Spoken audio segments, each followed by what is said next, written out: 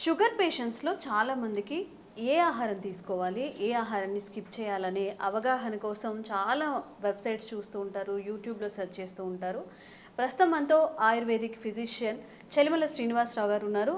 Doctor గారిని అడిగి అసలు షుగర్ పేషెంట్స్ ఎలాంటి ఆహారం తీసుకుంటే మంచిది, ఎలాంటి ఆహార పదార్థాలు పూర్తిగా అవాయిడ్ చేయాలి, దీని గురించి పూర్తి డీటెయిల్స్ అయితే తెలుసుకుందాం.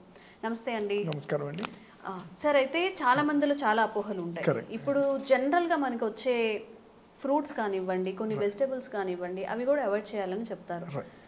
అసలు ఇవి తీసుకోనే కూడదు షుగర్ పేషెంట్స్, షుగర్ అనేది ఉన్నప్పుడు చాలా మోస్ట్ డేంజరస్ వెజీస్ కానివ్వండి, ఫ్రూట్స్ కానీ అలాంటివి ఏవైనా ఉంటే ఈరోజు మా కోసం తెలియజేయండి. తప్పకుండా. అంటే ముందు అసలు మీరు షుగర్ గురించి అంటే మనకు అందరికీ తెలిసిందే, బ్లడ్లో షుగర్ లెవెల్స్ అంటే స్టోర్ చేసేది బాడీలో ఇన్సులిన్ అనేది ఒక మీడియం లాగా పనిచేస్తుంది. అది ఎప్పుడైతే దెబ్బతింటుందో డైరెక్ట్ బ్లడ్లో షుగర్ అనేది ఎలివేట్ అవుతుంటుంది. సో ఇక్కడ మనకి అంటే యాజ్ ఏ లేమన్గా చూసుకున్న ఏంటంటే బ్లడ్లో షుగర్ ఉంది అని అర్థం ఉంటుంది. మరి అలాంటప్పుడు మనము ఏదైతే షుగర్ని పెంచే పదార్థాలు, డైరెక్ట్గా మనం షుగర్ని బ్లడ్లో పెంచే పదార్థాలు అది నార్మల్గా అన్నీ అవాయిడ్ చేస్తుంటాం. ఇది ఒక డాక్టర్ అనే కాదు, మనకి తెలిసినంత వరకు ఉన్న నాలెడ్జ్కి మనకు తెలుసు డైరెక్ట్గా షుగర్ తినడం కానివ్వండి, స్వీట్స్ తినడం అనేది చేస్తాం. ఇవి కాకుండా మీరు అన్నట్టు చాలా అపోహలు ఉంటాయి, చాలా డౌట్స్ ఉంటాయి, కన్ఫ్యూజన్లో ఉంటారు, ఇది తినాలా ఇది తినొద్దా. అండ్ ఇంకోటి ఏంటంటే మనకి కొంచెం చెప్పాలంటే కొంచెం సరైన నాలెడ్జ్ లేకుండా కూడా ఉంటుంది. ఫస్ట్ డేనే షుగర్ అనేది ఎప్పుడైతే బయటపడుతుందో, అంటే వాళ్ళు టెస్ట్ చేసినప్పుడు ఇతరత్ర ప్రాబ్లమ్స్ వల్ల, సిమ్టమ్స్ వల్ల టెస్ట్ చేసినప్పుడు షుగర్ అని తెలియగానే ఫస్ట్ చేసేది ఏంటంటే రైస్ మానేస్తుంటారు. అంటే అదే రోజు అన్ని రోజులు షుగర్ ఎంత ఉన్నా కానీ తెలిసిన రోజు నుంచి ఫుడ్ అనేది అంటే రైస్ అనేది కంప్లీట్గా అవాయిడ్ చేసేస్తారు. అంటే మరి నిజంగా చెప్పాలంటే మరి రైస్ అనేది అంత హార్మ్ఫుల్ అనేది ఇప్పటివరకు ఎవరూ చెప్పలేము. అది ఏంటంటే ఎక్కువ కార్బోహైడ్రేట్స్ ఉంటాయి కాబట్టి మన మెటబాలిజంకి ఏమన్నా ఇబ్బంది అవుతుందని షార్ట్ పీరియడ్కి ఆపమంటాం. అంతేకాని షుగర్ ఉన్న రోజే అది ఆపేయడానికి అంత అవసరం లేదు.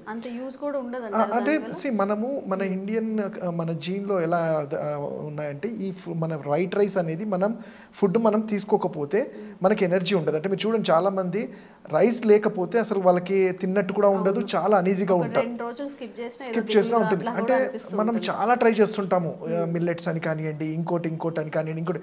బట్ ఏం చేసినా మళ్ళీ ఒక 2-3 months తర్వాత వాటన్నిటితో ఏం కాదు అని అలాంటి కేసెస్ కూడా ఉండి మళ్ళీ రైస్ తినడం కూడా చూస్తుంటాం.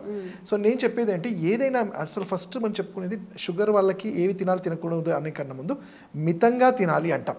అంటే ఎందుకు అంటే ఆయుర్వేదంలో అస్యాసుఖం స్వప్నాసుఖం దధీమి గ్రామ్యోదపం అంటాం. అంటే మీకు అసలు నేను చెప్పిన శ్లోకంలోనే ఎవరైతే సస్యాసుఖం అంటే సెడెంటరీ లైఫ్ స్టైల్ లీడ్ చేస్తూ ఫుడ్ మీద అస్సలు కంట్రోల్ ఉండకుండా, అసలు ఎక్సర్సైజ్ లేకుండా చేసే వాళ్ళకి ఏ ఫుడ్ అయినా కానీ అది షుగర్ టర్న్ అయ్యే ఛాన్సెస్ ఉంటాయి.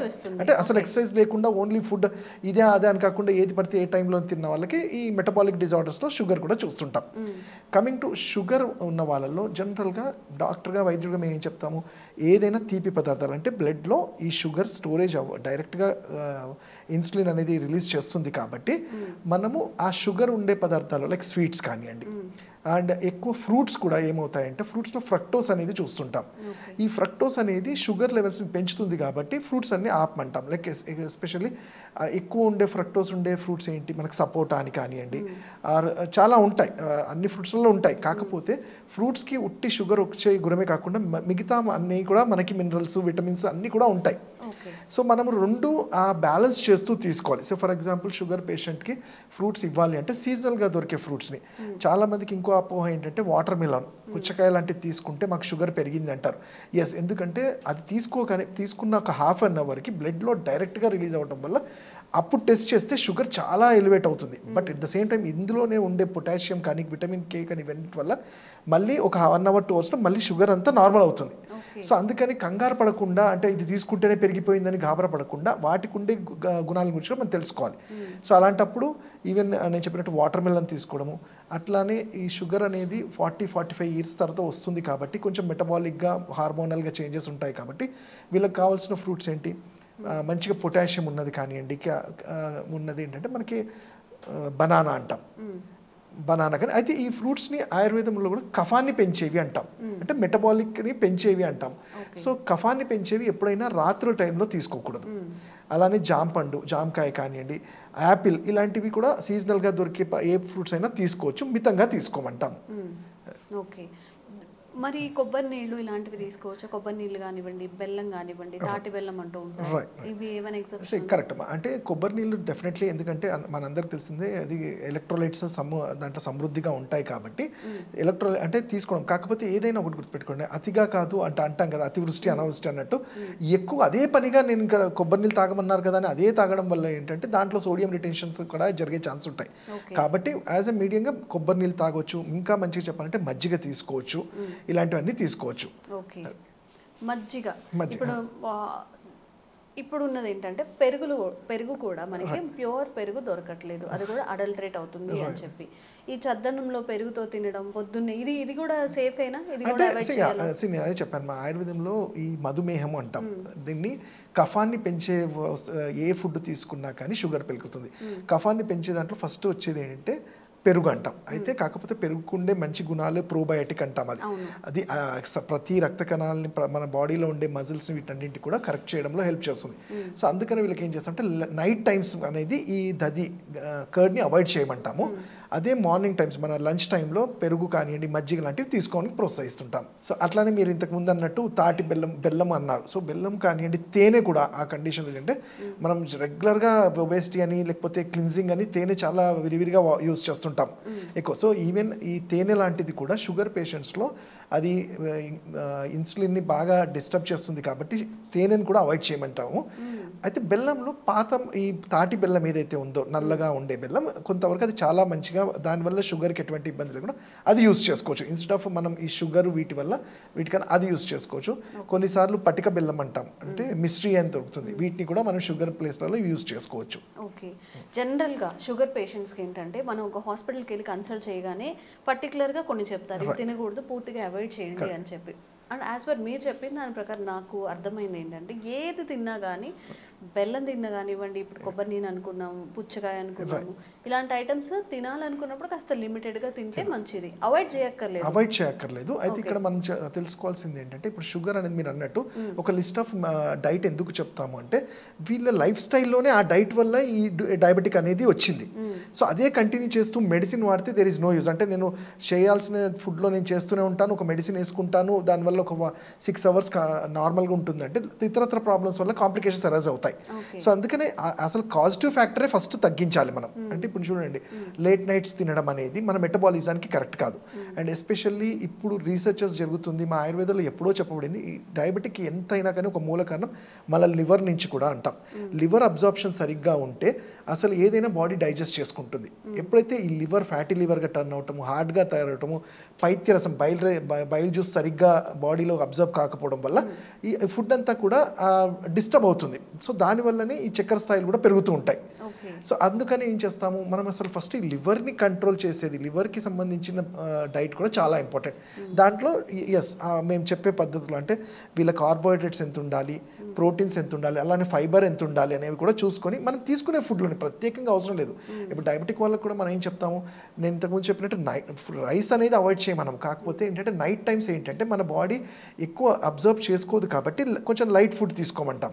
అలాంటి టైంలో మిల్లెట్స్ లాంటివి యాడ్ చేయొచ్చు. ఎందుకంటే ఇప్పుడున్న జనరేషన్ మా పేషెంట్స్ నుంచి కూడా మాకు వచ్చిన ఫీడ్బ్యాక్ ఏంటంటే మిల్లెట్స్లో ఉండే high energy and high fibre వల్ల బాడీలో ఈ క్లిన్సింగ్ అనేది జరుగుతుంది. ఎనర్జీ వల్ల డయాబెటిక్ వాళ్ళలో ఈ న్యూరోపతి ఇలాంటివి రాకుండా కూడా హెల్ప్ అవుతుంది. అలానే బ్రేక్ఫాస్ట్లో కూడా మనకి ఇంట్లో మనం రెగ్యులర్ చేసుకునే అన్నీ తీసుకోవచ్చు. ఈవెన్ ఆలు పోహా అని కానివ్వండి, మన రవ్వ ఎన్ని రకాల రవ్వ ఉంటే వాటితో కానివ్వండి, పెసరట్టు కానీ ఇలాంటివి. బట్ వీళ్ళకి కొన్నిసార్లు ఏం చేస్తామంటే వీళ్ళ మందాగ్ని అంటాం, అంటే వీళ్ళ డైజెస్టివ్ ఫైర్ తక్కువ ఉంటుంది కాబట్టి డయాబెటిక్ వాళ్ళలో మేము ఇడ్లీ దోశ ఈ ఫర్మెంటెడ్గా కాకుండా ఇన్స్టాంట్గా చేసుకునేవి ఏమైనా ఉంటే తీసుకోమని చెప్తాం. ఓకే, సో ఇలా తీసుకుంటే మంచిది, చాలా మంచిది, ఎగ్జాక్ట్లీ. అలానే వాళ్ళ ఇమ్యూనిటీని పెంచుకోవడానికి ఉసిరికాయ అంటాము, మనకి ఈజీగా దొరికే ఉసిరికాయని కూడా పచ్చళ్ళలాగా కానివ్వండి, లేకపోతే దాన్ని చూడడం కానీ ఇలాంటివి కూడా తీసుకోవడం వల్ల ఉపయోగం ఉంటుంది. ఓకే, ఒకసారి షుగర్ వచ్చిన తర్వాత రివర్స్ అవుతుంది అని చెప్పి కొంతమంది చెప్తున్నారు. షుగర్ ఎట్టి పరిస్థితుల్లో రివర్స్ అవ్వదు అని కొంతమంది చెప్తున్నారు. ఈ రెండిట్లో ఆయుర్వేద పరంగా ఏది వాస్తవం అంటారు? నిజంగా చెప్పాలంటే అసలు షుగర్ అంటే మధుమేహం అనేది ఇది రివర్సిబుల్ కాదంటే ఇది దీన్ని ఏమంటామంటే అసాధ్య వ్యాధి కిందనే ఆయుర్వేదంలో కూడా చెప్పబడింది. అసాధ్యం అంటే ఇట్స్ ఇంపాసిబుల్ పాసిబుల్ కాదని. కాకపోతే ఇప్పుడు మోడర్న్ థెరపీలో కూడా దీనికి మీరు చూస్తుంటే ఇయర్స్ టుగెదర్ మెడిసిన్స్ వాడడం అవన్నీ చూస్తుంటాం. బట్ ఇప్పుడు మనం చూస్తుంటే ఏంటంటే ట్రెండ్ ఇర్రివర్సబుల్ అనేది కొత్తగా వింటున్నాం. బట్ నేను నా ఎక్స్పీరియన్స్గా ఆయుర్వేదిక్ చెప్పేది ఏంటంటే ఇప్పుడు డయాబెటిక్ అనేది మీరు చూస్తే అది జెనెటిక్ ఫ్యాక్టర్స్ వల్ల వచ్చేది. అంటే వాళ్ళ ఫ్యామిలీస్లో ఉన్నప్పుడు అది వస్తుంది. అది వచ్చిన వాళ్ళు దాన్ని మెయింటైన్ చేస్తూ ఉంటారు కదా, తగ్గదు అనేది వింటుంటాం. బట్ మా క్లినికల్ అదే ఎక్స్పీరియన్స్లో మేము చూస్తుంది అంటే మీరు సింపుల్ ఎగ్జాంపుల్ ఇస్తాను. కోవిడ్ టైంలో మీరు చూస్తుంటారు వాళ్ళ ఫ్యామిలీ హిస్టరీస్ ఎవరికి ఏం లేకపోయినా కోవిడ్ వల్ల డయాబెటిక్ వచ్చిందని విన్నాము. చాలా కేసెస్లో అది కామన్గా చూస్తాము. సో ఇలాంటి వాళ్ళల్లో ఏంటంటే మెటబాలిక్ దెబ్బతిన్నది కాబట్టి ఆ షుగర్ అనేది ఎలివేట్ అయింది. సో వాళ్ళకి రివర్స్ చేసే ఛాన్సెస్ ఉంటాయి. బికాస్ అక్కడ మెటబాలిజం ఎందుకు బికాస్ ఆఫ్ అదర్ రీజన్స్ ఆ వైరస్ వల్ల దెబ్బతింది కాబట్టి దాన్ని కరెక్ట్ చేయడంలో డెఫినెట్లీ ఆయుర్వేద కానివ్వండి ఏది సిస్టమ్ అయినా కానీ హెల్ప్ చేస్తుంది. బట్ ఇక్కడ కూడా పథ్యము, లైఫ్ స్టైల్, వాళ్ళ ఎక్సర్సైజ్ అనేవి చాలా ఇంపార్టెంట్ ఉంటుంది. తర్వాత ఔషధాలు కూడా ఇంపార్టెంట్ ఉంటుంది. కొన్ని జెనెటిక్ వల్ల ఉన్న వాళ్ళల్లో కానీ అయితే ఇప్పుడు ఇంకా రీసెర్చ్ జరుగుతుంది. అంటే మేము ఎంత అసాధ్యమైనా కానీ ఇప్పుడు మనకి ఏంటంటే ఇన్ఫర్మేషన్ మనము దాని ఎక్స్పీరియన్స్ అది పేషెంట్ మీద చూస్తుంటే ఏంటంటే ఇర్రివర్సిబుల్ అనేది అంటే జెనెటిక్ ఫ్యాక్టర్స్ ఉన్న వాళ్ళల్లో నేను సింపుల్ ఎగ్జాంపుల్ ఒకటి ఇస్తాను. సపోజ్ మీ ఫాదర్ మీకు ఒక బెంచ్ కార్ లాంటిది ఇచ్చినప్పుడు డెఫినెట్లీ విల్ యాక్సెప్ట్. మనకి ఏంటంటే అవి తీసుకోవాలని ఒక ఆశ ఉంటుంది. బట్ మేము అనేది అంటే మనకు ఒక ఆప్షన్ ఉంటుంది, అది వద్దు అనే ఆప్షన్ కూడా ఉంటుంది. అంటే ఎక్కడైతే మనకి గ్రీడ్ లేదు, నాకు అవసరం లేదు, అవసరం ఉన్నప్పుడు తీసుకున్నా. అలానే మన సిస్టమ్ ఎప్పుడైతే వీక్ ఇమ్యూనిటీకి వెళ్తుందో, రెసిస్టెన్స్ తగ్గుతుందో, మీకు జెనెటిక్ అంటే మీ ఫ్యామిలీలో వచ్చినప్పుడు ఇమీడియట్గా అది మీరు క్యాచ్ చేసేస్తారు డయాబెటిక్. సో అదే ఇమ్యూనిటీ సరిగ్గా పెట్టుకొని రెసిస్టెన్స్ బాగుంటే కొన్ని ఇయర్స్ వరకు అంటే మంచి ఛాన్సెస్ ఉంటాయి. ఎగ్జాక్ట్లీ మన లైఫ్ స్టైల్ అనేది ఇంపార్టెంట్ అనమాట. సో ఈ లైఫ్ స్టైల్లో స్ట్రెస్ లైఫ్ అంటాము, స్ట్రెస్ లేకుండా టైంకి ఫుడ్ తీసుకొని సరైన వ్యాయామం చేస్తే మంచిగానే మెయింటైన్ చేయగలుగుతాం. కొన్ని ఉంటాయండి లైఫ్ స్టైల్ డిసీజెస్ అని, మనం ఏర్ కోర్ తెచ్చుకుంటాం అనమాట. పిచ్చి ఫుడ్ అంతా తింటూ ఉంటాము, లేట్ నైట్స్ తింటూ ఉంటాము, దానివల్ల బాడీకి చాలా డ్యామేజ్ జరుగుతుంది. ఒక డిసీజ్ రావడానికి అప్పటికప్పుడే రాకుండా మీరు లాస్ట్ వీడియోలో చెప్పారు కొన్ని మంత్స్ పడుతుంది. మనకి చాలా సింప్టమ్స్ చెప్తుంది కానీ మనం దాన్ని గుర్తించలేము. అది లేజీగా ఉండడం, వర్క్ చేయలేకపోవడం. సింపుల్ అంటే నేను ప్రతి వీడియోలో చెప్పినట్టు ఏంటంటే మన శరీర తత్వం ఏంటంటే మీరు ఏ సిస్టమ్ నుంచి ఉంటే anabolism and catabolism together metabolism అంటాం. అంటే మన తిన్న ఫుడ్ మన బాడీ బ్రేక్ డౌన్ చేసుకుంటే we are healthy, that is metabolism అంటాం. తీసుకునే ఫుడ్ మన బాడీ అబ్జర్వ్ అవ్వట్లేదు లేకపోతే ఎక్కువ అయింది అన్నప్పుడు ఈ మెటబాలిక్ ప్రాబ్లమ్స్ అన్నీ వస్తుంటాయి.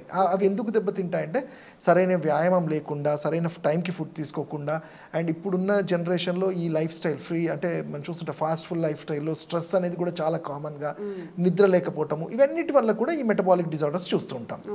మీరు అన్నట్టు కావాలని కొన్ని డిసీజ్ వచ్చే ఉంటాయి, ఇవి కొన్ని తెచ్చుకునేవి ఉంటాయి. సో కొంచెం జాగ్రత్తగా ఉంటే కాస్త మనం హెల్తీగా బ్రతకొచ్చు, ఇంకొన్నాళ్ళు హ్యాపీగా ఉండొచ్చు. థ్యాంక్ యూ అండి.